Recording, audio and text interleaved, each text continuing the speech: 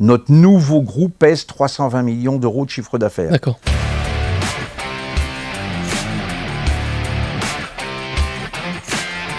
Quand tu développes ça à fond, est-ce que tu imaginais amener FP2E aussi loin que ce que c'est? Ah, bien sûr que non. Les premières vacances que j'ai prises, enfin vraies vacances, c'était 8 jours, hein. C'était en 91 ou 92. Donc j'ai mis 10 ans à prendre 8 jours de vacances. J'avais des emprunts sur le dos. On n'a pas le choix. Ouais. On n'a pas le choix. Il est hors de question, c'est même impensable de subir un échec. C'est pas possible.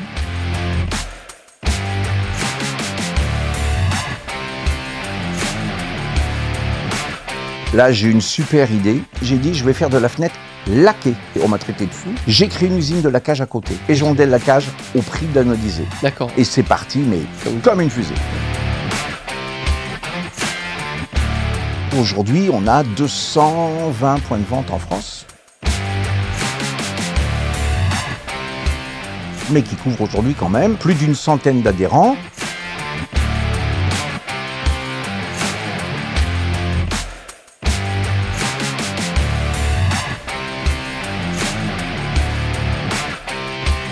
On mange avec Johnny.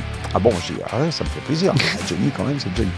Et donc, je me pointe et je le vois là et je fais ah bah enchanté, Marc Etienne. Il me dit bonjour, Johnny Hallyday. Je dis oui, j'avais reconnu. Bienvenue à tous dans cette vidéo. Aujourd'hui, je suis en compagnie de Marc Etienne, le fondateur d'FP2E. Bonjour. Merci Marc de me faire l'immense honneur de ta présence. C'est pas un honneur, c'est un plaisir. Merci beaucoup en tout cas de m'avoir accordé un petit peu de temps pour qu'on puisse échanger ensemble. C'est vrai qu'on s'était eu il y a quelques semaines, quelques mois au téléphone. Et j'avais vraiment hâte de partager ce moment avec toi. Donc merci encore pour ton temps. Merci de ton accueil. Avec plaisir, c'est normal. J'espère en tout cas parce que c'est vrai que ton parcours m'a beaucoup inspiré par les échos que j'en ai eu en tout cas pendant que j'étais gamin. Et j'espère qu'à travers cette vidéo, effectivement, ça pourra en inspirer d'autres. Comme on dit, si ça peut faire avancer le schmilblick, ce sera avec plaisir. Voilà. Donc pour commencer, est-ce que tu pourrais te présenter en quelques mots et puis après on aura une heure et demie grosso modo pour rentrer en détail. Ouais, rapidement, Marc Etienne, je suis né au Mans, donc je suis d'origine sartoise. J'ai 68 ans cette année et j'ai créé mon entreprise FP2E, j'en avais 25. Je suis marié, j'ai 2 enfants et voilà, tout va bien. Bon, ok. Donc tu as bien résumé un peu ton parcours effectivement de la création surtout d'FP2E qui a fait grande partie... Ouais, j'étais tout gamin, 25 ans. Enfin, tout gamin, oui, on est encore jeune. T'étais jeune, ouais. C'est vrai que la plupart des entrepreneurs se lancent un peu plus tard. Généralement, ils ont une petite carrière et après... Ouais, alors moi, c'était un peu une opportunité. Moi, quand j'étais vraiment gamin, j'avais un rêve, c'était d'être marin. J'adore la mer. Ma mère est bretonne, donc j'ai passé toutes mes vacances en Bretagne. Et mon grand rêve, c'était d'être marin dans la marine marchande. Je me voyais marin. Et j'avais 2 soucis, c'est que j'étais bavard et j'étais paresseux. Donc dans la marine, il paraît qu'il ne faut pas trop parler, il faut travailler, donc ça ne l'a pas fait. Ouais, ça a pas collé. Et c'est mon père à l'époque qui avait dit, écoute, t'es bavard et t'es paresseux, tu seras commercial. Donc je me suis orienté, bon gré, mal gré, vers des études commerciales. J'ai passé à l'époque, c'était l'équivalent d'un BTS, ça s'appelait un BT commercial. D'accord. On peut comparer ça aujourd'hui à un BTS, un BTS commercial. Et j'ai commencé à travailler dans la cuisine industrielle. Donc je vendais des batteurs-mélangeurs, des trancheurs à viande, des lave-vaisselle dans des restaurants universitaires. D'accord. Voilà, et j'ai eu l'opportunité de rentrer dans une entreprise qui se lançait dans la fenêtre PVC, qui était une entreprise de bâtiment. D'accord. Dans laquelle travaillait mon père, et j'ai été recruté pour être le commercial de cette entreprise dans le cadre des fenêtres. Et là, le feignant, il est devenu courageux. Il l'était déjà depuis un petit moment, parce que vendre des batteurs-mélangeurs à des boulangers-pâtissiers le matin à 4h du matin, fallait se lever de bonne heure. C'est clair, ouais. Enfin bref, et donc j'ai démarré à vendre de la fenêtre, et ça a tellement bien fonctionné qu'au bout d'un moment, mon épouse, à l'époque, m'a dit, bah, écoute, t'es payé au SMIC, tu te lèves le matin à 5 heures, tu te couches le soir, t'arrives du boulot, il est 22h, 23h, tu pourrais peut-être avoir une augmentation. Ah, j'ai dit, t'as raison. Donc, à l'époque, j'avais 23, 24 ans. Donc, je vais voir mon patron, j'ai dit, chef, dit, oui, Étienne, qu'est-ce qui se passe? Il dit, bah, avec tout ce que je fais, vous êtes content de moi? Ah, dit, oui, ça c'est bien, oui. Ben voilà, j'aimerais avoir une augmentation. Et il me regarde dans les yeux, il me dit, Étienne, quand on n'est pas content d'une boîte, on en change. Ben, j'ai tendu la main, j'ai dit, bon, au revoir, monsieur. Et donc, je suis parti. Quand je suis rentré le soir, ma femme me dit, alors, tu as eu ta augmentation? Je suis surtout viré. Et je cherchais, virer. Enfin, je me suis auto-viré. Et je cherchais du travail ailleurs. Et c'est un client de la région parisienne que j'avais qui m'a mis la puce à l'oreille, qui m'a dit, mais Étienne, pourquoi tu ne te mets pas à ton compte? Ah bah, je dis, je sais pas, à mon compte. Bah, dit, écoute, tu connais la fenêtre, tu la vends. À l'époque, on n'avait pas d'informatique, hein, donc c'était des machines à calculer pour calculer tous les codes de fabrication.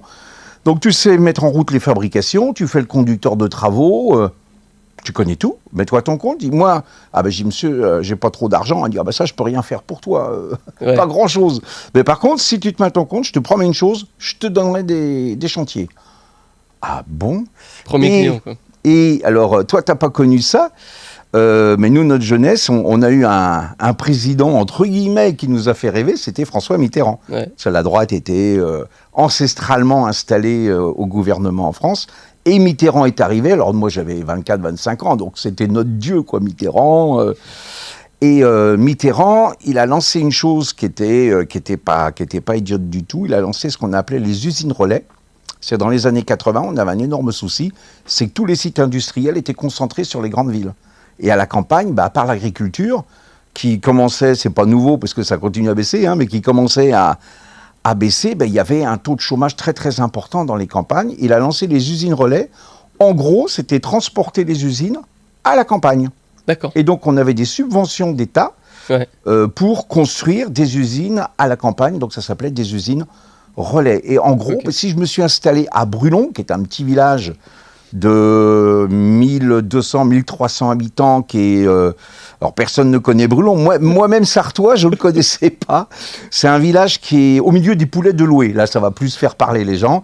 Donc, à côté de Loué, à côté de Sablé, donc à mi-chemin entre Le Mans et Laval.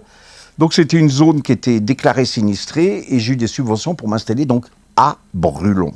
Et tu es resté à Brulon. Depuis, oui. Et bien m'en a pris. On va en reparler tout à l'heure. Ça m'a permis de faire des extensions énormes.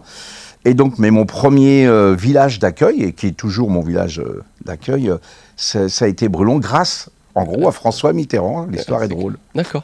Et en fait, du coup, t'avais toi, avant que ce client te mette la puce à l'oreille, tu t'étais jamais dit, tiens, je vais me monter à ton compte? Ah non, jamais.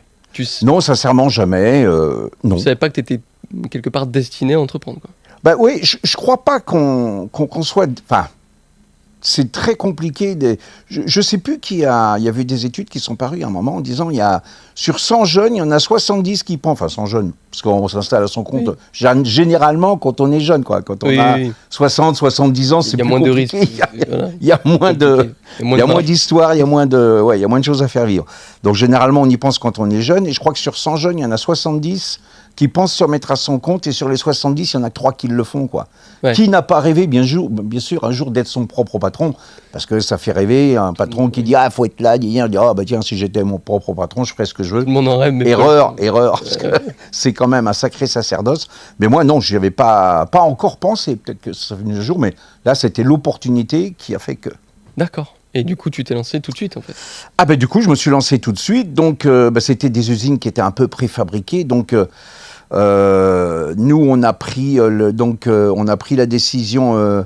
Mitterrand, je crois qu'il a été élu en octobre-novembre, un truc comme ça.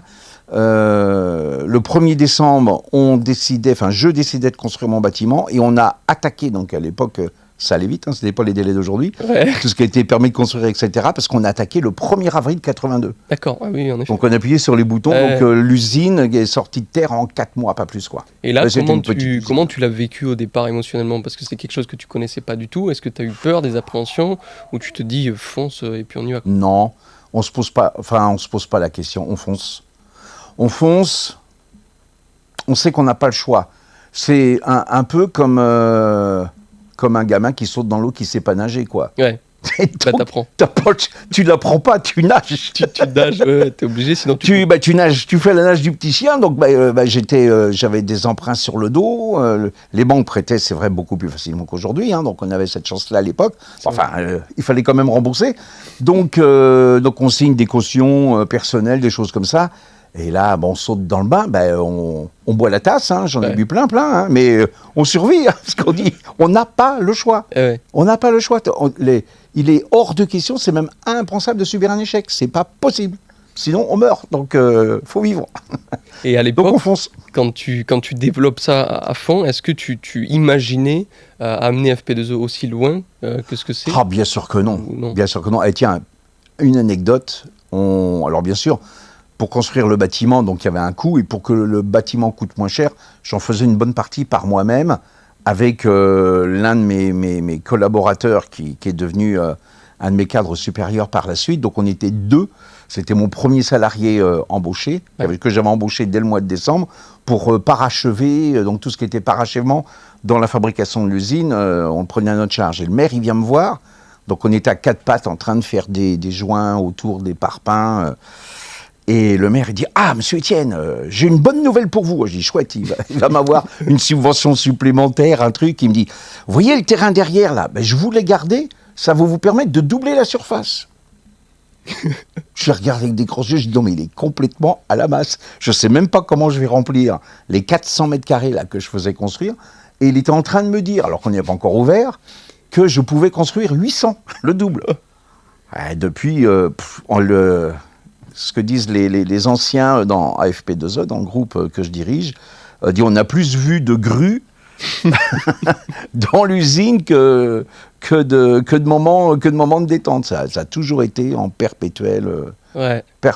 Justement, est-ce que tu peux nous raconter peut-être l'histoire d'FP2E et les moments clés, tu vois, les moments forts qui ont fait que petit à petit vous vous êtes vraiment développé? Ouais, alors ça a été un peu exponentiel. Hein, tu sais, ce que je dis, il faut avoir, quand on se lance à son compte, il y a une chose, c'est un client qui m'a dit ça, il dit « Marc, dis-toi, t'es TTC ». J'ai dit « TTC, je connais malheureusement ce que ça veut dire ». J'ai dit « TTC », et il me dit « Oui, tu travailles énormément ». C'est-à-dire, tu comptes pas tes heures. Moi, je crois que les premières vacances que j'ai prises quand je me suis mis à mon compte, donc en 81, les premières vacances que j'ai prises, enfin vraies vacances, c'était 8 jours, hein, c'était en 91 ou 92. Donc j'ai mis 10 ans à prendre 8 jours de vacances. Parce que ma femme m'a dit, là, il faut arrêter, là, ça ne va pas le faire. Hein. Je prenais une journée par-ci, par-là.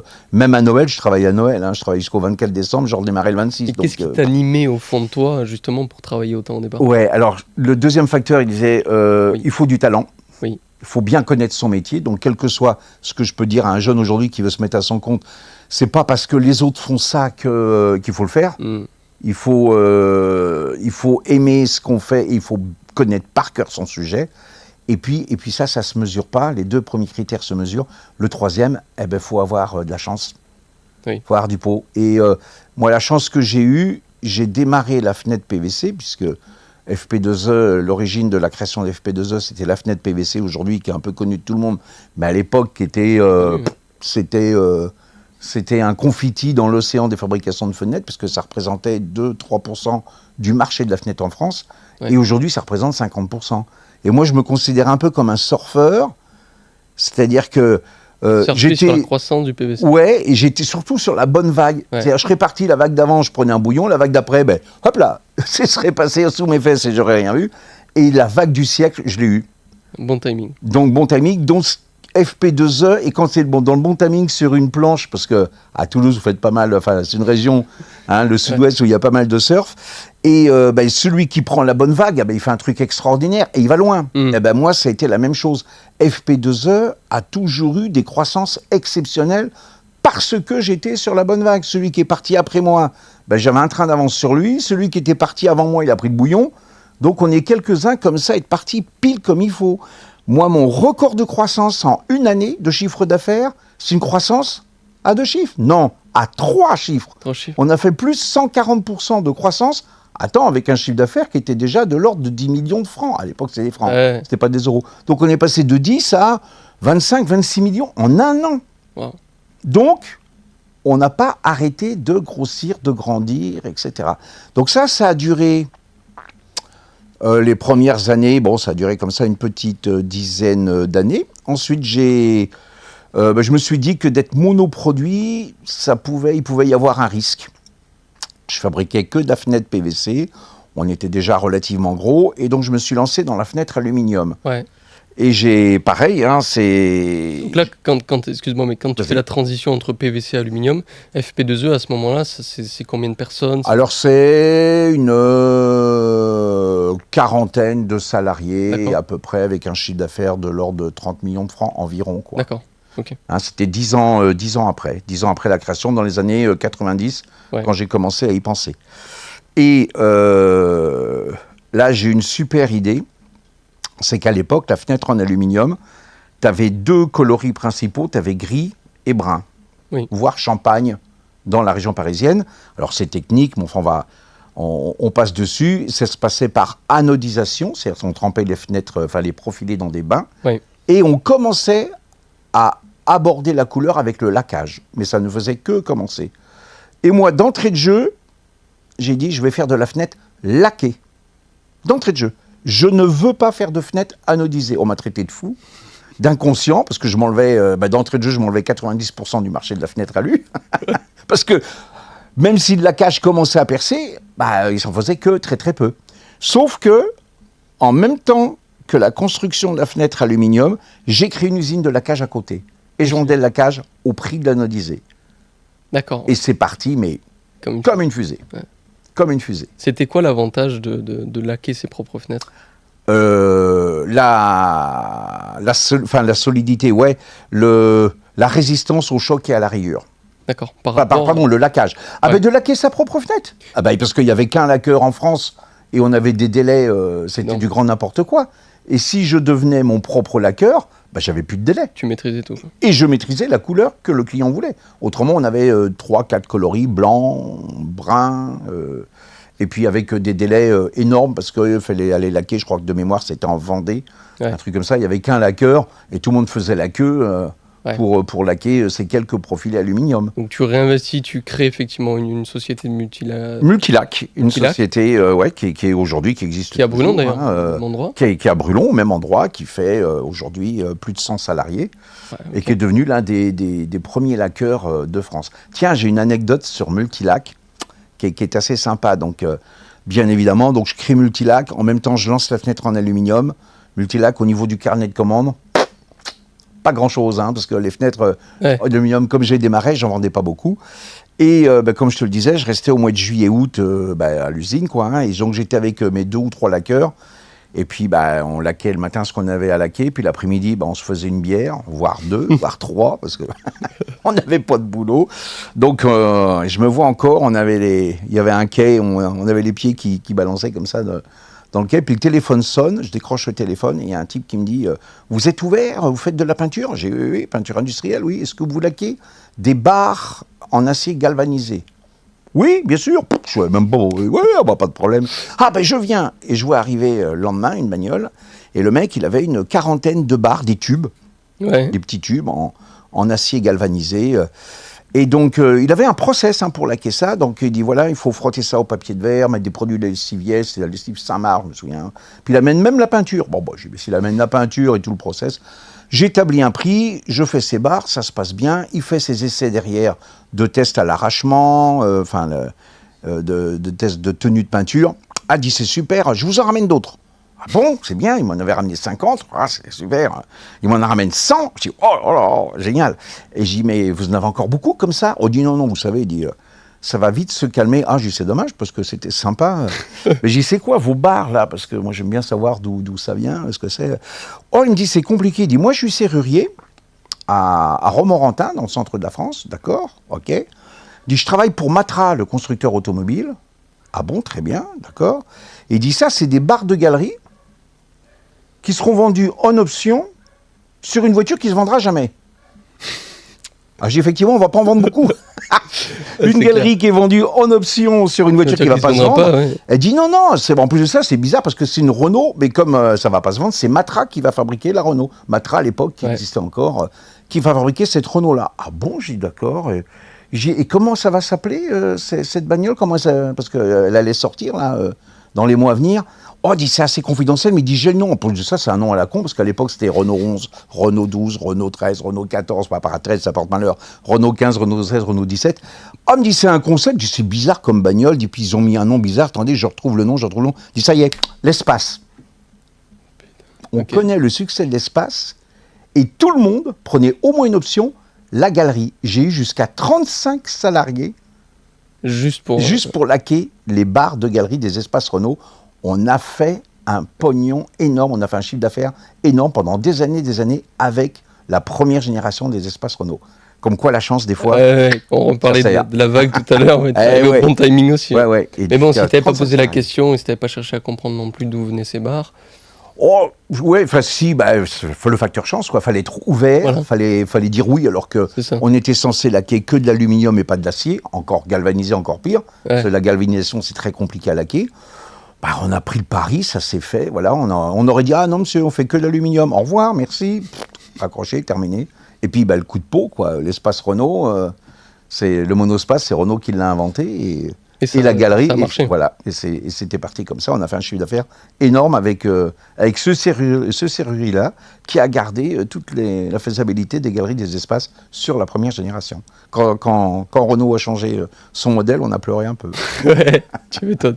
Et après, donc voilà pour Multilac. Oui. Ensuite, derrière, s'est posé à moi un problème de commercialisation. À l'époque, on vendait beaucoup aux négociants matériaux. Oui.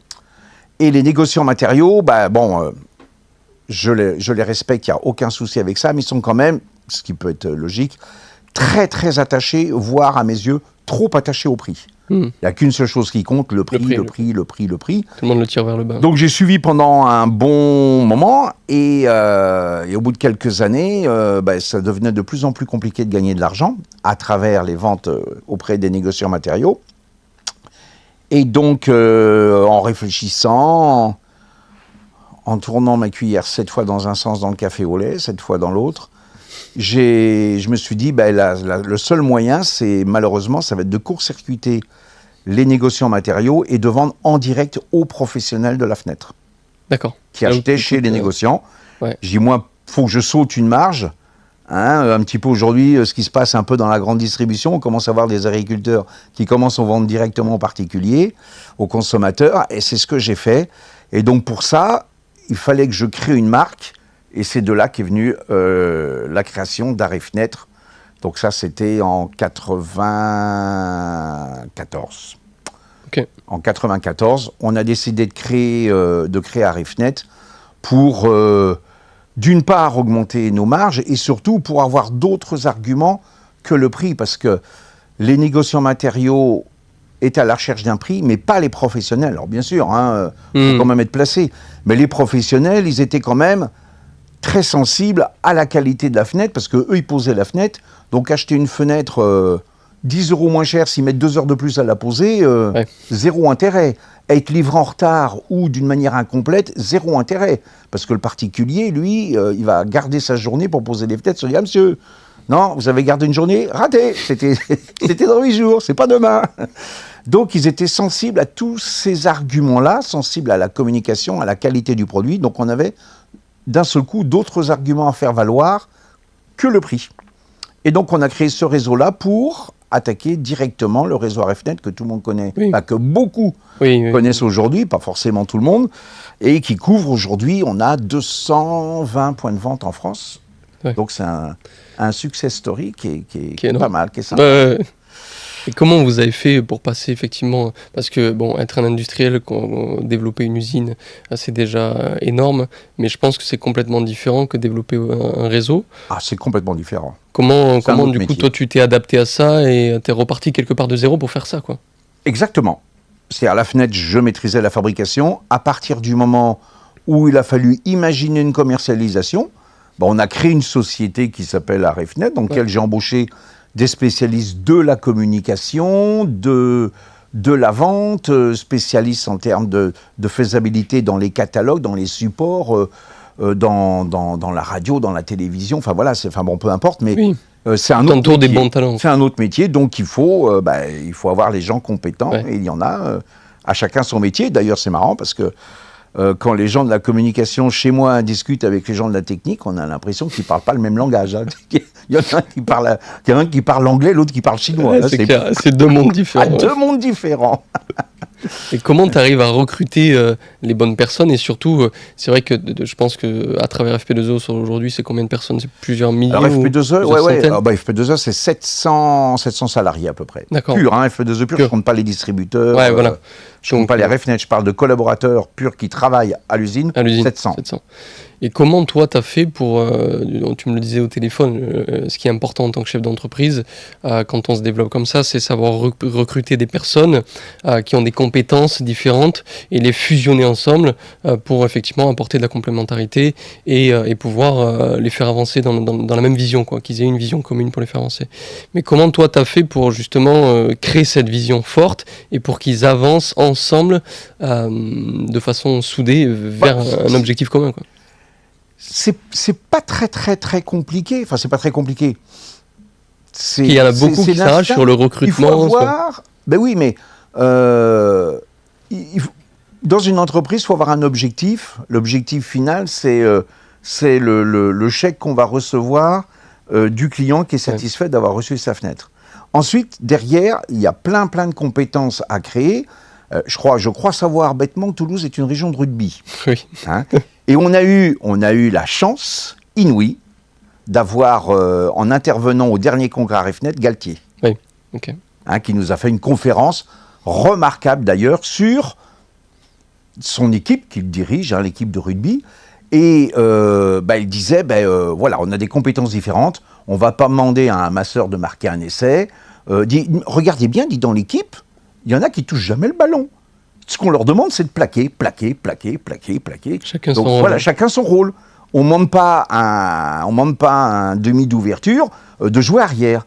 Et ben, dans une entreprise, c'est la même chose. C'est-à-dire qu'il faut détecter les compétences d'une personne ou l'écouter tout simplement en disant « Moi, je suis performant dans tel domaine. Ok, mais moi, c'est dans tel domaine que j'embauche. Donc, il n'est pas fait pour ce domaine-là. Si on cherche un avant-centre, il ne faut pas aller chercher un arrière. Il ne faut pas aller chercher un défenseur, hein, ça ne sert à rien. Oui. Hein, si on cherche un talonneur, s'il fait 140 kilos, ça ne va pas le faire. Ouais, c'est clair. Ça va être compliqué. Et ben, dans une entreprise, c'est pareil. Et ensuite, quand chacun est à sa place, il faut savoir alors les faire communiquer entre eux. Sincèrement, ce n'est pas très compliqué. Parce qu'on leur explique que l'objectif, c'est pas... moi, j'ai une phrase à l'entreprise qui dit « L'ennemi numéro 1, c'est jamais le collègue, jamais le service voisin. L'ennemi numéro 1, c'est le délai, la livraison, la satisfaction du client. Voilà, l'objectif, il est là. Ensuite, chacun sa place. Si mon problème, c'est toi, ça ne va pas le faire. Ça peut le faire. Notre problème, c'est que le client, là, top chrono, il veut sa fenêtre dans 15 jours. Ouais. Il est là le problème. Il faut qu'on gagne le match ensemble. Donc il faut qu'on gagne le match ensemble. Et on a besoin de tes compétences et des miennes. Et c'est comme ça qu'FP2E réussit. Enfin, c'est comme ça que j'ai amené FP2E à réussir. C'est faire travailler les gens entre eux. Chacun a ses compétences. Moi, j'ai toujours trouvé des compétences chez mes collaborateurs. Mais ils n'ont bien évidemment pas toutes les compétences. Comme moi, hein, patron, ça n'a pas toutes les compétences. Hein. C'est clair. Patron, c'est un pompier. Hein. C'est ça. T'appelles quand ça va pas. On est avec des extincteurs, nous. Hein. On a zéro compétence. Et d'amener chacun là où il faut. Un informaticien, il ne faut pas demander à un informaticien qui a une chevelure comme ça, qui a une barbe comme ça, qui baille au corneille et qui est sur son écran informatique à vendre des fenêtres. Non. Non. Chacun son rôle. À chacun son rôle. Et c'est vrai que moi, quand j'ai visité FP2E, j'avais vu effectivement à l'époque, il y avait les... je ne sais pas si ça y est toujours, mais il y avait les valeurs de l'entreprise. Mais je pense qu'elles sont toujours. Les 10 valeurs. Les 10 valeurs. Et ce qui m'a aussi bien plu, c'est que j'avais ressenti... Tout le monde me disait, tu verras, FP2E, c'est une grande famille. Mais tu l'entends dire, et quand tu le vis effectivement, quand tu visites, alors moi j'étais passage, mais c'est vraiment ce que j'avais ressenti.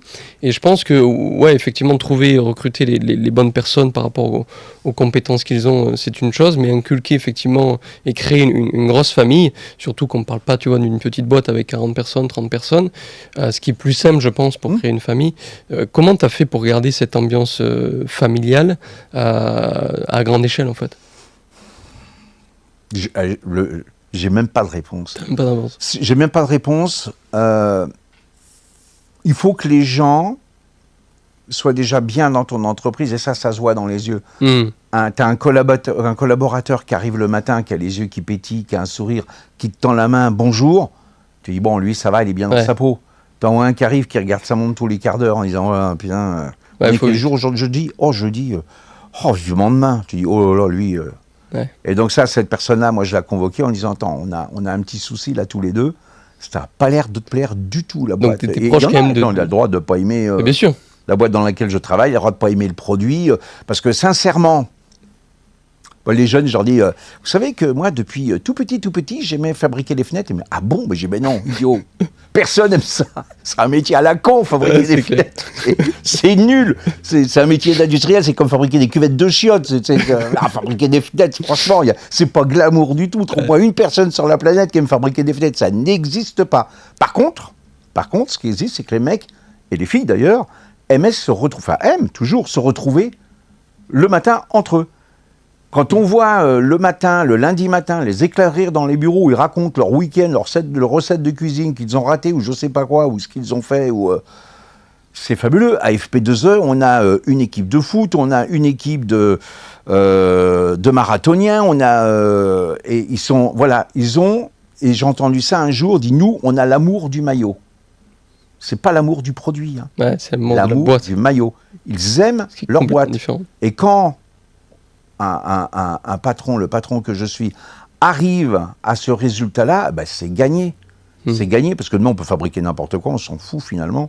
Ouais. Même si notre métier, c'est quand même la fabrication de fenêtres. Mais l'amour du maillot, aujourd'hui, un client qui dit « Ouais, FP2E, c'est de la daube, c'est pas bien », il a intérêt à faire attention à ce qu'il le dit, parce que ça pourrait lui revenir. C'est comme une équipe de rugby, en fait. C'est comme une équipe de rugby. C'est comme une équipe de rugby. Les gens vont... Enfin, un joueur dans une équipe de rugby, ce qu'il va aimer avant tout, c'est son équipe. Ouais. Parce que pourquoi il va jouer à Toulouse et pas ailleurs ? Il défend les valeurs de la boîte. Parce qu'il aime la ville, parce qu'il aime son équipe, il aime ses collègues, il aime faire une passe à ses copains joueurs. S'il peut pas saquer l'autre à côté, il peut lui mettre la balle, je crois, 2 mètres devant lui, histoire que l'arbitre siffle un coup. Et est-ce que du coup tu peux finir un peu l'histoire les étapes, tu sais, de FP2E qu'on parlait tout à l'heure ? Il y a eu donc Parce qu'après vous avez fait beaucoup de produits en plus. Alors on a fait des produits en plus, donc on a augmenté notre gamme de produits. Donc on s'est mis, alors c'est des produits complémentaires. Nos 2 produits phares restent quand même la fenêtre PVC et la fenêtre aluminium, qui couvrent 80 à 85% de notre production. Et on a lancé des gammes complémentaires à la fenêtre, portail, volet, clôture, qui couvrent 20%. Donc ce sont chez nous des petits départements, mais qui fonctionnent très bien, qui sont complémentaires à la fenêtre, où on a cherché la qualité très nettement avant le prix. C'est-à-dire qu'on essaye de fabriquer le volet ou le portail que les autres ne font pas. D'accord. Ouais. Donc on cherche avant tout la qualité du produit avant la quantité et le prix. Et le prix, bien évidemment. Alors même si on fait attention au prix, parce que bien sûr. Tout ne se vend pas non plus à n'importe quel prix, il ne faut pas être complètement déconnant. Mais par exemple en France, là aujourd'hui, on est quasi les seuls à proposer en prix standard des volets roulants solaires. Ouais. Il n'y a plus besoin de branchement électrique. Et on les vend au prix, ce qu'on appelle nous le filaire, c'est au prix du branchement électrique. Alors que tous nos concurrents, ils mettent une plus-value sur le solaire parce que, nous maintenant c'est quasi standard, quoi. Ouais. Les portails, pareil. Il n'y a plus à creuser des tranchées, à faire passer des fils dans tous les sens. Hop, un petit appareil et tous nos portails fonctionnent avec le soleil. Quand il y en a, mais il y en a toujours, avec les UV ça fonctionne. Donc voilà, au niveau des produits, c'est ce qu'on peut en dire. Maintenant, l'entreprise a évolué, on a eu pas mal Il y a eu la création d'Ouverturez, du coup, après le réseau. Alors, oui, c'est ça. Alors, au niveau d'FP2E, il y a eu les évolutions internes, et puis j'ai fait quelques croissances externes aussi, parce que j'ai voulu m'essayer un petit peu là-dedans. Ouais. Donc on a racheté plusieurs entreprises. On a racheté une entreprise de menuiserie PVC dans le Nord, qui effectivement s'appelait Ouverture S. D'accord. Donc qui était un réseau concurrent, un petit réseau concurrent d'arrêt-fenêtre. Je savais même pas, je croyais que c'était une création. Ok, c'était un rachat du coup. Du tout, c'est un rachat. C'est une petite usine qui existait, qui distribuait ses produits via un réseau qui s'appelait Ouverture S. La boîte s'appelait Ouverture, le réseau s'appelait Ouverture S. Okay. Donc je n'ai fait que développer ce système-là, qui fonctionne très très bien. Alors ça reste le petit frère d'Arrêt-Fenêtre, parce qu'Arrêt-Fenêtre, c'est... il y a beaucoup de budget, beaucoup d'adhérents, et surtout c'est parti beaucoup trop tôt, très tôt. Ouverture S, ça a démarré dans les années 2000-2005, mais qui couvre aujourd'hui quand même plus d'une centaine d'adhérents et qui fonctionne très très bien, même s'il n'a pas la notoriété d'Arrêt-Fenêtre. Mais en termes qualitatifs, ça vaut Arrêt-Fenêtre. C'est un très très joli réseau. Donc on a racheté cette société-là dans le Nord, on a racheté une société qui fabrique des cintres. Donc, et à chaque fois, excuse-moi, mais je rebondis sur ce que tu disais par rapport à la croissance d'Ouverture S. Comment tu as fait pour transformer un petit réseau qui initialement avait 4-5, tu as dit, magasins une dizaine, ouais. À quasiment du coup plus d'une centaine de réseaux. C'est les forces commerciales ? Ouais, ah bah oui. Alors là, on n'en a pas parlé, on en reparlera peut-être tout à l'heure, mais je le disais toujours, l'une des grosses forces de FP2E, alors moi j'en suis un, donc c'était facile pour moi. Moi je suis avant tout commercial. Je sais pas si tu l'as dit. Oui, tu as commencé. Je suis plus commercial que technicien, même si la technique m'intéresse, mais moi je suis pas très très très manuel. Ouais. Je suis surtout commercial, et donc pour moi, il a été relativement facile de recruter des commerciaux, parce que j'en étais un, donc tu les repères de loin. Hein, et j'ai toujours travaillé pour mes commerciaux, parfois à l'encontre des services techniques de l'usine, parce que dans l'usine, ils rêvent de fabriquer 10 000 fenêtres 1 mètre par 1 mètre. Hein. Ça, c'est le bonheur. Il n'y a pas d'emmerde, il n'y a pas de souci. Et le commercial, lui, plus c'est compliqué, plus ils vont facilement. Mieux c'est pour lui. Parce que la fenêtre de 1 mètre par 1 mètre, il va avoir 40 concurrents. La fenêtre tarabiscotée dans tous les sens. Dis-nous, FP2E, on sait faire. Ah bon, parce que tout le monde m'a dit non. Moi, je sais. Il n'est plus que tout seul. Donc, voilà. Mais j'ai toujours travaillé pour les commerciaux, pas contre l'usine, mais j'ai toujours défendu les commerciaux par rapport à l'usine. Pourquoi ? Et ça, les gars, ils l'ont bien compris à l'usine, parce que le carburant dans une usine, c'est le commercial. Hein. Et j'ai dit, les gars, vous pouvez fabriquer la plus belle fenêtre du monde, si on n'a pas de commande, on n'a pas de commande. Hein. Donc un commercial, c'est je vais être vulgaire, c'est un putain de métier compliqué, hein, parce qu'il est seul au monde. Commercial, on voit tout ça, costard, cravate, visiter les clients, sympa. Non, c'est pas ça. Hein. C'est levé, il fait froid, on sort de l'hôtel, il pleut, puis on s'est pris, puis la bagnole elle veut pas démarrer, et puis les 3 premiers clients qu'on visite, on se fait envoyer péter. Le 4e, il dit vous tombez bien, j'ai un SAV à faire, venez voir ce que vous avez livré comme merde. C'est pas toujours facile quand même. C'est clair. Et donc les commerciaux, j'en ai aujourd'hui une quarantaine qui couvrent la totalité de l'Hexagone. Sont des hommes remarquables et dévoués à la cause FP2E.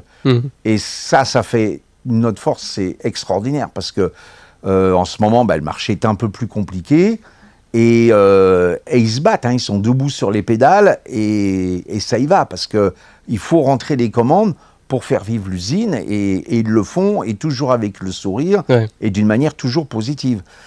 Mais bon, moi, je suis commercial, donc embaucher des commerciaux, c'est beaucoup plus facile. Je connais des patrons, hein, mais des concurrents qui sont techniciens, des purs techniciens, ils sont un service commercial pourri, quoi.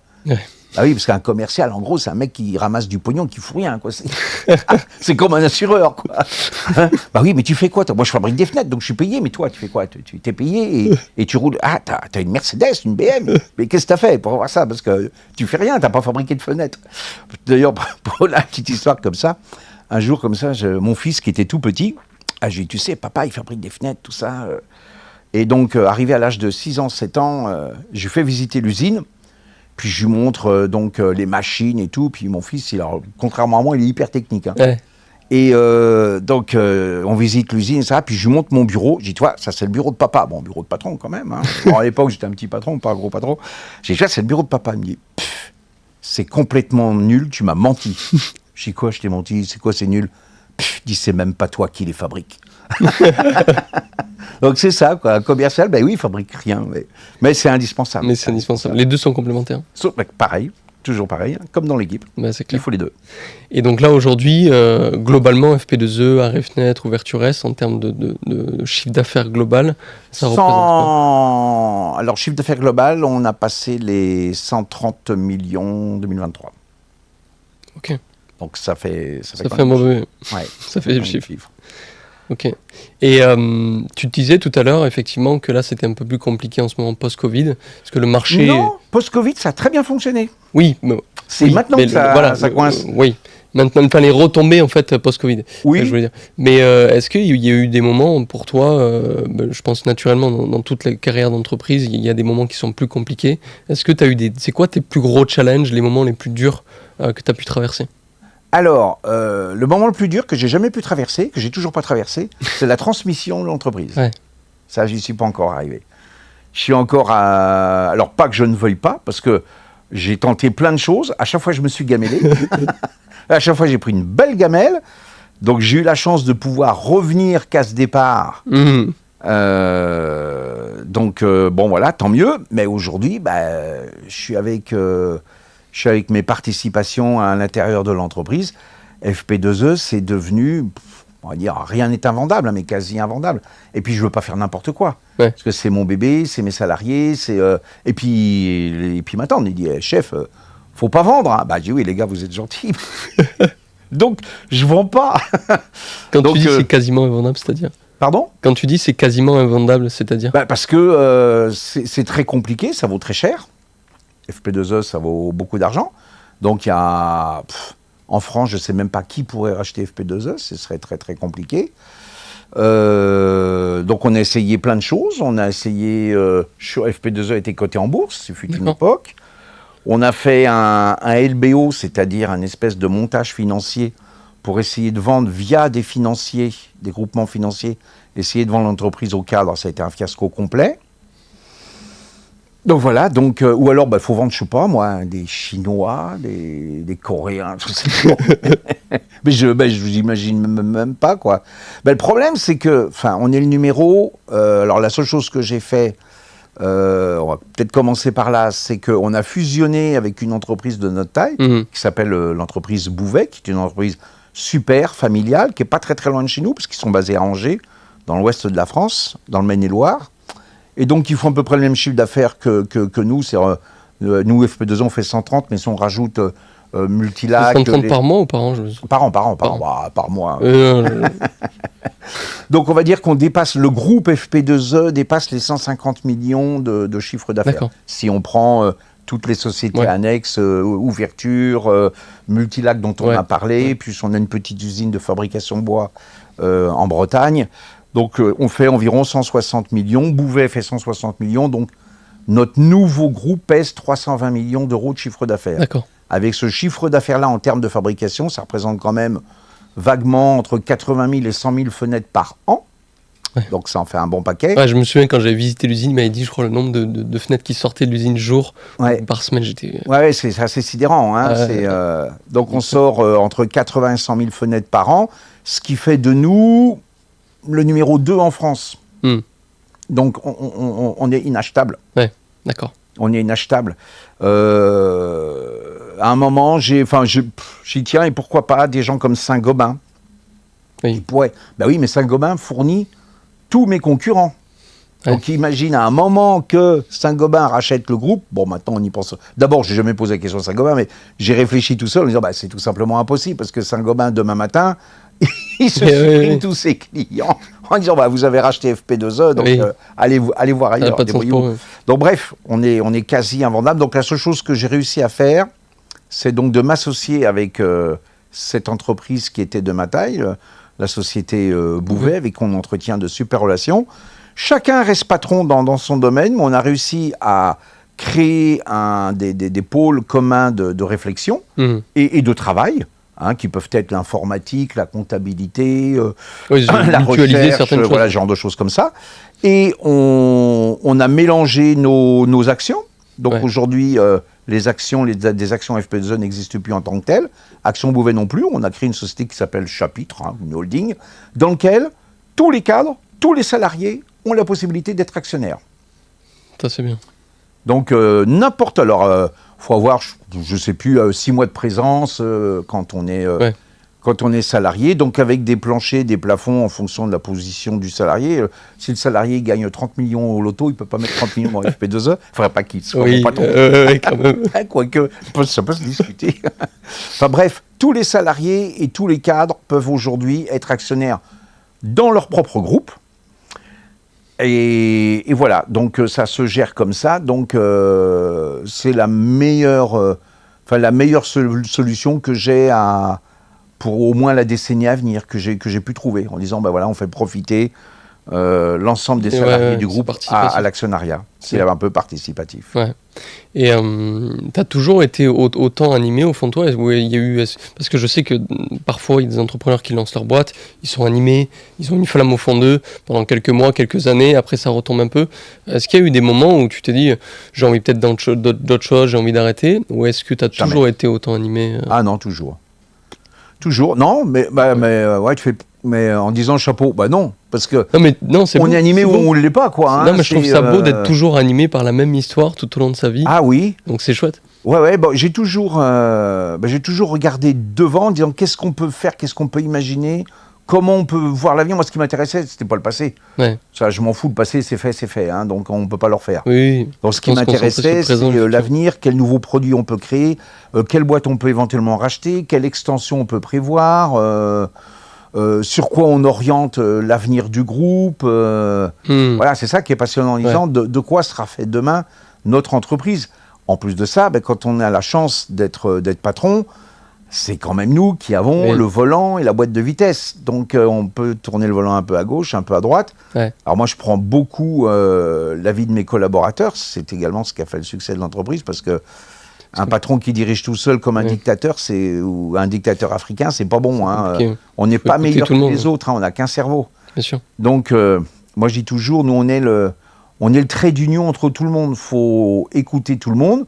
Et puis ensuite, une fois qu'on a bien écouté, etc., on dit, bon, voilà, ma décision, parce qu'au bout d'un moment, il faut bien qu'il y en ait un qui prenne une décision, en disant, j'ai bien écouté, donc il y en a qui sont contre, il y en a qui sont pour, il y en a, ok, eh bien, on va faire comme ça. Et souvent...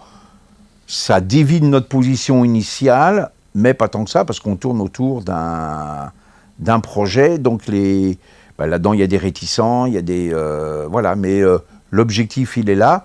Et ce qui fait la force de l'entreprise, ce qui fait la force de notre groupe, c'est qu'une fois que l'objectif a été fixé, même ceux qui étaient contre, ils disent « Ok, moi j'étais contre ». Je prends l'exemple, quand on a créé notre département aluminium, on a fait ça au vote entre les cadres. Et il y en avait, à l'époque, on était une vingtaine de cadres. Il y en a 15 qui ont voté pour, 5 contre. Eh bien, je te le donne en 1000. Les 5 qui ont fait le plus progresser l'aluminium, c'était les 5 qui étaient contre. Et ce sont eux qui ont vraiment fait ramer les autres. Les autres, ils étaient pour, mais bon, une fois qu'ils ont dit, bon, allez, on y va. Et ils ont dit, non, nous, on était contre, donc il va falloir y aller. Et ce sont eux qui ont été les plus gros moteurs, comme quoi, tu vois. Il n'y a pas de... tu parlais tout à l'heure d'une entrée en bourse. Pourquoi vous avez fait le choix d'entrer en bourse avec FP2E à un moment donné ? Pour céder le capital de l'entreprise. D'accord. Pour moi, c'était une solution. Enfin, ça pouvait être la solution de rester patron chez moi, en gardant bien évidemment, en étant actionnaire majoritaire, mais en libérant du capital pour transformer le capital. Parce que, soyons clairs, un patron, quand il crée une société, au bout d'un moment, la société a une valeur, et puis l'administration fiscale est parfois là pour te le rappeler aussi. Donc on a besoin de liquidité, d'argent, donc c'est aussi un moyen de transformer, d'améliorer sa retraite, d'améliorer son quotidien, de vendre tout ou partie de son capital. Ça fait partie du patrimoine du chef d'entreprise, d'éventuellement de vendre tout ou partie de son capital. Et j'ai eu comme idée à un moment, effectivement, de rentrer en bourse en disant, c'est impeccable, je vends des actions, et puis dès que j'ai besoin d'argent, hop, je vends des actions, ça me ramène de l'argent, je reste patron, tout va bien. J'avais juste oublié une chose, c'est qu'FP2E, ça s'écrit pas Total. Et quand je voulais vendre des actions, personne n'en voulait. Si, tiens, où on a presque vendu, alors c'est rigolo, où le cours de la bourse a presque le plus augmenté, c'est grâce à Toulouse, avec l'explosion des usines AZF. Ah ouais, d'accord, ok. Eh ben ouais, parce qu'il y a eu des reportages à la télé, Ouais. comme quoi il y avait plein de fenêtres à faire, parce qu'avec le souffle de l'explosion, tout avait explosé. Et du coup, FP2E à l'époque était coté en bourse, on dit, oh là, FP2E va crouler sous le travail, alors que pas plus que ça. Ouais. Et ben le cours de la bourse, ça a augmenté, et donc là, j'ai pu vendre pas mal d'actions à ce moment-là. Donc bref, au bout d'un moment, il fallait, parce qu'on a, quand on boursicote, on a l'obligation de signer un contrat d'animation. C'est-à-dire qu'on a l'obligation de racheter des actions quand elles ne se vendent plus. D'accord, ah ok. Ouais, alors tu vends des actions à 10 € et tu en rachètes à 8 derrière, mais entre-temps, tu as payé la plus-value pour les 10 €. Donc bref, tu perds de l'argent. Ouais, d'accord. Je dis là, c'est pas bon, il y a un truc qui ne va pas. Et donc, on a fait une OPR, offre publique de retrait, c'est-à-dire il faut sortir de la bourse parce que, je sais pas, moi, au bout de 4 ans, on avait vendu péniblement 12-13% du capital, puis on vendait des confitis, quoi. Ouais. Donc, on est sorti de là. C'était pas fait pour nous. Pour être coté en bourse, pour lever des capitaux, pour vendre, faut déjà avoir un nom, quoi.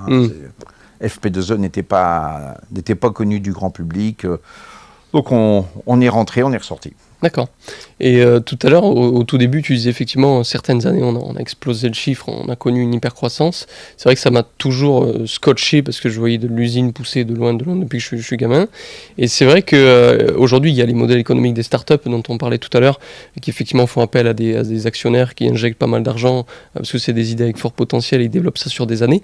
Mais ils mettent parfois quelques années avant d'être rentables. Et vous avez toujours été rentable avec une belle rentabilité, sans rentrer dans le détail, mais vous avez quand même connu cette hypercroissance. Comment vous avez fait pour toujours en fait avoir une super rentabilité et connaître quand même une hypercroissance? Faut avoir un train d'avance sur les autres. C'est tout. Ainsi, alors la rentabilité, c'est pas compliqué. Il faut fabriquer mieux et plus rapidement que nos petits copains. Moi, quand j'ai commencé à fabriquer des fenêtres, une fenêtre à 2 vantaux, une fenêtre classique, ouais. On mettait 4h30 pour la fabriquer. C'était le temps de fabrication imparti. Ouais. Aujourd'hui, on met 40 minutes. 40 minutes, ok, 4h30. Ouais. Donc, énorme. On a été parmi les premiers en France à s'informatiser. Il ne faut pas oublier, quand j'ai démarré en 1980, les jeunes aujourd'hui disent « Ah bon ? Il n'y avait pas de téléphone portable ?» Eh ben non. L'informatique, ça n'existait pas dans le dictionnaire. Informatique, c'était un mot inconnu. Ah bon, mais comment vous faisiez ? On prenait notre machine à calculer, et puis voilà. Et donc on n'avait pas de commande numérique, ça n'existait pas. Pas d'informatique, bien évidemment, pas de communication. Moi, j'ai connu les premiers téléx. On recevait les commandes par courrier. Le client nous appelait en disant « Je vous envoie une commande. Vous me rappelez demain si vous la recevez. » Donc c'était... Ah oui, attention, c'était... Donc, on a eu la chance de connaître toute cette évolution extraordinaire qui était liée à l'informatique. Et on a été les premiers en France à s'équiper de machines-outils informatiques à commande numérique. Je me souviens, en Europe, il y avait une société qui s'appelait à l'époque Vegoma, qui a lancé les premiers robots de débit informatisés. Ouais. Et on a eu le numéro 001. Et le hasard a voulu que quelques années après, on ait eu le numéro 100. Donc on a eu le 001 et à un moment j'ai dit ça va finir avec une housse au-dessus parce que incapable de la mettre en route, elle faisait n'importe quoi, la machine elle coupait n'importe quoi. Enfin, donc j'ai toujours cru à l'avènement de la machine-outil, de l'informatique. Et de toute façon c'est pareil, on n'avait pas le choix et on n'a toujours pas le choix. Aujourd'hui on a un coût de main d'œuvre salarial qui est tel qu'on a l'obligation d'être hyper performant en termes de temps de fabrication. Ouais. Et donc, le fait d'être hyper performant nous a permis d'avoir toujours une longueur d'avance par rapport à nos confrères, qui est de plus en plus compliqué à garder, parce qu'ils nous attendent pas, aussi, ils investissent. Aussi, hein. Voilà. Mais on est encore, on va dire, même si on n'a pas des kilomètres d'avance sur le peloton, on est quand même devant le peloton. Et donc ça, d'une part, en termes de coûts et en termes de technologie, d'avancée technique, là c'est pareil, il faut être hyper performant. Aujourd'hui, ça fait déjà quelques années qu'on exploite la fenêtre dite, on appelle ça la fenêtre chez nous, fibrée, alors c'est technique, mais la fenêtre PVC, pour moi, Marc Etienne, la fenêtre PVC elle est morte, elle n'existe plus. Ouais. C'est la fenêtre fibrée. La différence entre les deux, c'est qu'on va mélanger les qualités de l'aluminium et du PVC à travers cette nouvelle fenêtre. C'est-à-dire qu'elle a la rigidité la finesse d'une fenêtre en aluminium, les couleurs d'une fenêtre en aluminium, les coloris sont quasi à l'infini, avec les pouvoirs thermiques, enfin les capacités, enfin les performances thermiques d'une fenêtre en PVC. D'accord, ouais. Et en prix, ça se situe vaguement un peu entre les deux, mais on va dire plus près d'une fenêtre PVC qu'une fenêtre aluminium. Donc cette fenêtre-là, nous on l'exploite depuis maintenant, ça fait peut-être 4 ans, 5 ans. Eh ben, on est très très peu en France à l'exploiter parce qu'il faut des machines spécifiques. Ouais, donc toujours innover, toujours innover. L'innovation, moi il y a par passion, parce que moi je suis du Mans, vous c'est le rugby, moi c'est la voiture, on est en pleine période des 24 heures du Mans en ce moment. Et quand on voit l'évolution de l'automobile entre les années, en 100 ans, entre les années 1900, enfin 1920, c'était le b.a.-ba de l'automobile, et 2020, on est loin de l'avènement de l'automobile. Quand on voit les évolutions dans l'automobile, imaginez aujourd'hui fabriquer une bagnole comme en 1920, quoi. C'est même pas concevable. La fenêtre, c'est pareil. C'est, pour une personne lambda, une fenêtre, c'est une fenêtre. Mais quand ils visitent l'usine, ils disent « Ah ouais, tu comprends, tout ce qu'il y a derrière. » On comprend derrière tout ce qui est robotique. Et la fenêtre, demain, ça va devenir... Aujourd'hui, ça reste une source de lumière avec des performances thermiques et des performances acoustiques. Demain, c'est un produit qui va... Enfin, une fenêtre va produire du chauffage. Moi, j'en suis persuadé. On est en train de réfléchir sérieusement. Récupérer l'énergie. En gros, ça va être le radiateur. On capte le soleil, mon sang. Et on n'arrive pas à garder à l'intérieur. Donc ça, il va falloir. Au bout d'un moment, il y en a un qui va trouver. Donc la domotique rentre également beaucoup. Demain, les volets roulants, ça va être fini. Dans un claquement de doigts, le verre va s'obscurcir, et va se mettre en version nuit, et autre claquement de doigts, version jour. Il va y avoir plein de choses qui vont venir en évolution sur la fenêtre qu'on ne connaît pas encore aujourd'hui. Plein de choses. On a beaucoup parlé d'FP2E, mais je crois savoir aussi que tu as pu investir et développer dans une roseraie au Kenya, il me semble. Ah oui. Rien à voir. Rien à voir. Comme quoi, tous les métiers existent. Mais j'aimerais bien connaître l'histoire qui se cache derrière. C'est très très très simple. C'est une histoire d'amitié. J'ai toujours d'ailleurs, parce qu'il a mon âge, un copain, on s'est connus à la maternelle. Donc on s'est connus Incroyable. À la maternelle, et on s'est toujours suivis en scolarité. Clairement, on a fréquenté les mêmes collèges, les mêmes lycées. Bon, on s'est quitté de vue rapidement parce que lui a continué ses études, pas moi, à côté feignant. Mais par contre, on s'est pas quitté de vue. De vue, on s'est quitté au niveau de la scolarité. Et lui s'est mis il a repris l'entreprise de son père, qui était une entreprise d'horticulture, et qui faisait de la rose, de la tulipe et du muguet. Et en 73, il y a eu le premier choc pétrolier. Bon, vous les jeunes, vous n'avez pas connu ça, mais avant 73, les économies d'énergie, on ne savait même pas que ça pouvait exister.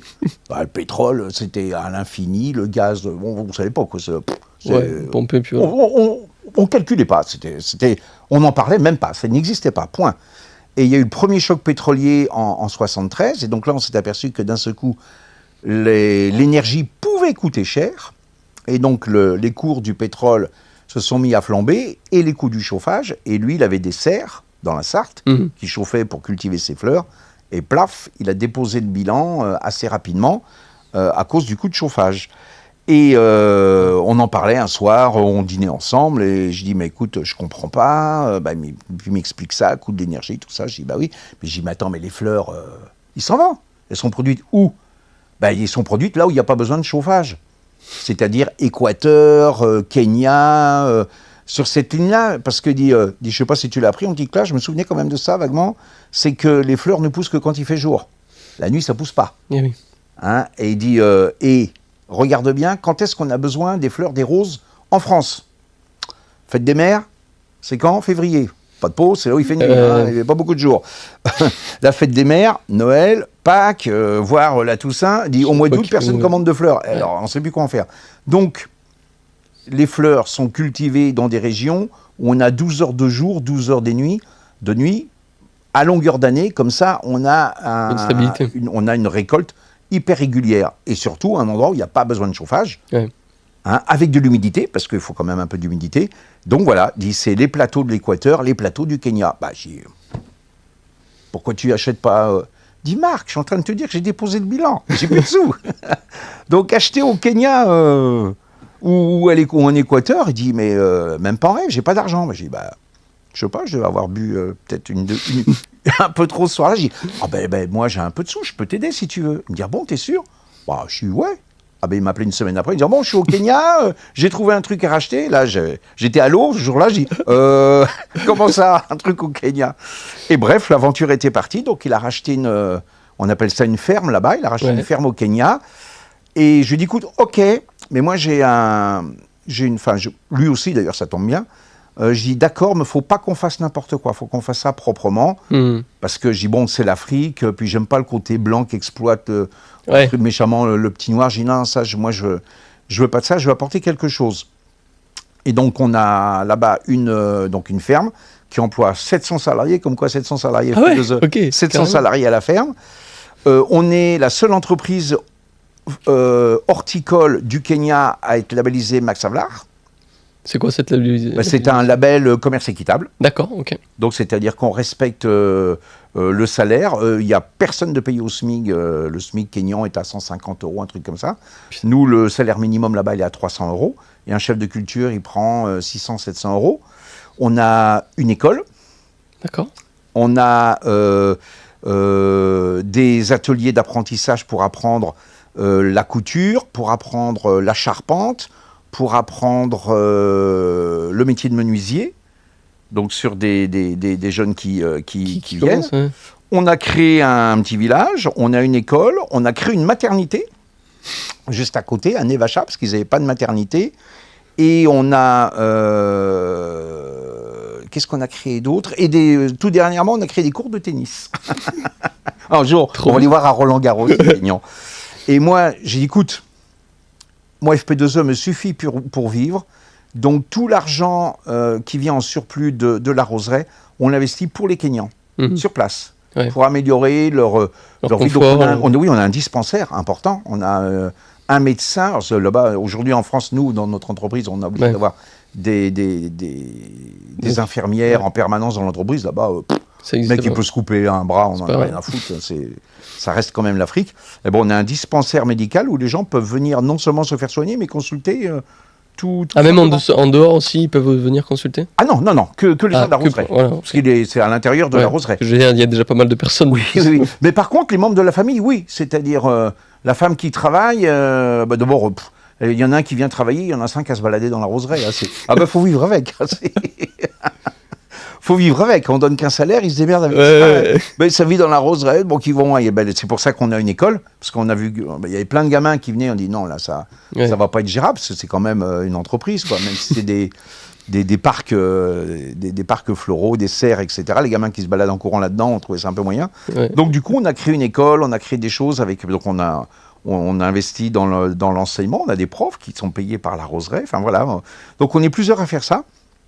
3 ou 4 patrons de culture. Alors, c'est plus Jean-Philippe, mon ami, qui s'en occupe. Hein. Moi, ça m'a juste permis d'être amoureux du Kenya et puis d'y aller à peu près régulièrement, mais j'ai jamais tiré le moindre centime.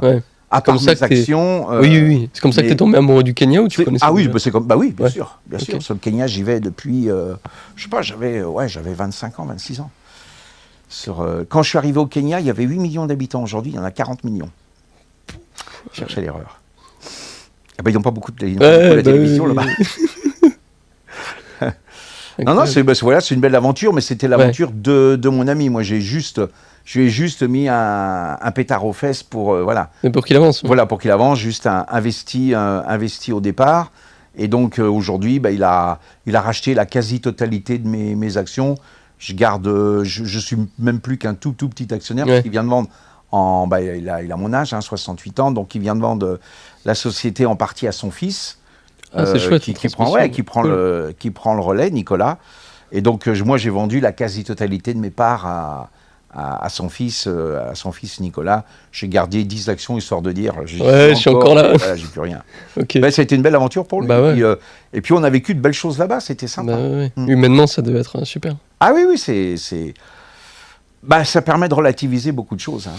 Ouais, tu remets les pieds sur terre. Parce que quand on voit qu'en France, on se plaint un peu de tout, maintenant, Enfin, le français, on dit que l'emblème de la France, c'est le coq, parce que c'est le seul animal qui est capable de chanter, même quand il a les deux pieds dans la merde. Ouais. Le français, c'est un peu ça, quoi. Mais on se plaint, mais bon On se rend pas compte de ce qu'on a. Hein. Oh, la France, c'est quand même un superbe pays, quoi. Ouais. Faut pas crier au loup quand même. Hein. Ouais. Faut aller vivre là-bas pour savoir un peu comment que ça se passe. Hein. C'est clair. C'est plus compliqué. Hein. Là-bas, la sécurité sociale, il y en a pas. Hein. Pas beaucoup. Hein. Tout à l'heure, tu parlais de ta passion aussi pour l'automobile. Je crois savoir que tu as fait une course, il me semble. Avec FP2E, vous avez été sponsor de l'équipe de oui, ça alors, on était sponsor dans un premier temps parce qu'on était les locaux de l'étape. On était sponsor pendant des années aux 24 heures du Mans. Ouais, ok. On a sponsorisé une équipe locale qui s'appelait Courage Compétition, du nom de son fondateur, Yves Courage. On a frisé l'exploit. Une année, on avait Mario Andretti, qui était un pilote de renom, c'est un ancien pilote de Formule 1, et on a fini second dans le tour du premier. D'accord. Ouais. Donc on était à 2 minutes au bout de 24 heures derrière le premier, qui était Courage Compétition. C'était une toute petite écurie, c'était une écurie de passionnés, de bénévoles, parce que Courage, ça faisait, je sais pas, faisait peut-être 10 salariés. Et à l'époque des 24 heures du Mans, il y avait 100 personnes. Donc les mécanos, c'était des bénévoles. Les mecs qui faisaient le plein d'essence à bagnole, c'était des bénévoles. Les passionnés. Mecs qui dessinaient voilà, une équipe de passionnés. Et moi, là-dedans, j'étais sponsor, enfin l'un des sponsors principaux. Et ça a duré une bonne dizaine d'années, où on a vécu des moments extraordinaires. Et j'arrivais à faire des trucs extraordinaires. Je suis arrivé à amener jusqu'à près de 100 clients pendant les 24 heures du Mans pour profiter du spectacle. Donc quand tu as 3 voitures à tes couleurs, avec des places réservées dans les tribunes, ça aussi, ça permet de fidéliser les clients. Clair. Et ils s'en souviennent encore. Hein. Et Courage a arrêté à une époque. Et donc j'ai mis mon sponsoring dans le Paris-Dakar, à travers Dessous de compétition, qui est une écurie qui était l'écurie sport une écurie sport qui était basée à Saint-Lô et qui roulait sur la base de Nissan, de pick-up Nissan. Donc Nissan était partenariat avec Dessous pour le Paris-Dakar. Et là, c'est pareil, on a fait de très très très belles années. Alors, Dessous n'était pas taillé pour gagner, mais c'est pareil, j'ai retrouvé la même ambiance que chez Courage, et une équipe extraordinaire, et on a vécu des moments superbes. On a quand même eu une année de Johnny Hallyday comme pilote d'une de nos voitures, et qui a porté haut et fort les couleurs de mon entreprise, l'FP2E. Donc il y a des maillots FP2E, des casquettes FP2E. Ouais, j'ai vu, j'ai eu une photo avec, justement, je crois que tu étais à côté de Jean Fidieu, de Johnny, tu l'as rencontré? Ah oui, plusieurs fois, ouais. Ah la première fois qu'il m'a vu, je suis fait, il y a André Dessoude qui me dit, on partait, on faisait le rallye, c'était pas le Dakar, c'était le rallye d'avant, on faisait le rallye de Tunisie, et donc il y a la traversée de la Méditerranée en bateau, et il y a André Dessoude qui dit, ce soir on va manger, j'ai réservé une petite table, on mange avec Johnny. Ah bon, j'ai dit, ça me fait plaisir. Johnny, quand même, c'est Johnny. Et donc, je me pointe et je le vois là et je fais, enchanté, Marc Etienne, il me dit, bonjour, Johnny Hallyday. Je dis, oui, j'avais reconnu. Il s'est présenté, bonjour, Johnny Hallyday. Ça m'avait beaucoup amusé. Charmant d'ailleurs, adorable. Ouais. Adorable. Très impressionnant comme personnage, mais d'une gentillesse. On n'imagine pas, quoi. Très simple, très simple. Et sur ce rallye de Tunisie-là, tous les soirs, il y avait c'était organisé par Cyril Neveu, et il y avait un immense barnum avec un spectacle où tous les pilotes mangeaient. Et puis il y avait toujours un spectacle des musiciens qui jouaient de la gratouille, etc. Et à un moment, il y a Johnny qui se lève, il va voir c'était des gamins, quoi, des gamins français musiciens. Et vous voulez que je vous chante une chanson? Tout le monde, ouais, Johnny. Le gamin dit, bon, vous savez jouer les portes du pénitencier. Et donc, il a poussé la chanson avec les 3-4 musiciens. Je crois que les gamins, ils en reparlent encore. Putain, tu m'étonnes. Ah, bah oui. Non, très sympa, très sympa. Donc, ça a été une belle expérience. Et puis, ensuite, on a sponsorisé. Alors là, bon, ça a été un échec. Le sponsoring, c'est ça. Hein. Ouais. On a sponsorisé un bateau de course, un IMOCA pour les initiés, Avec Fabrice Amedeo, bon, ça n'a pas matché. Fabrice, c'est un garçon qui est gentil au demeurant, mais voilà, c'est pas, enfin à mes yeux, enfin c'est pas, il fait pas partie des grands noms de la voile. C'est pas un grand marin, c'est un bon marin, hein, mais nous quand on fait du sponsoring, c'est pour être devant.